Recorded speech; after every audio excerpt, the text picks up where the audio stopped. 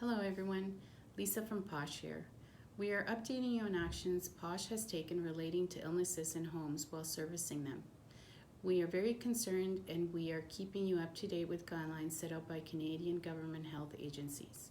Prior to the current epidemic, POSH had protocols in place to minimize spread of illnesses. In response to the current circumstances, POSH has stepped up our sanitizing efforts, as well as the use of protective equipment.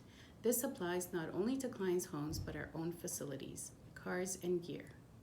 We are also training our staff as new information comes out in regards to protecting themselves as well as protecting our clients. Because we have elderly clients as well as patients who are undergoing chemo, as we do free cleaning for cancer patients through Cleaning for a Reason. Enclosed, you will find an overview of steps we have taken to date. We will be closely monitoring the situation and updating you on protocols as is necessary. Again, we want you to know that we take this very seriously.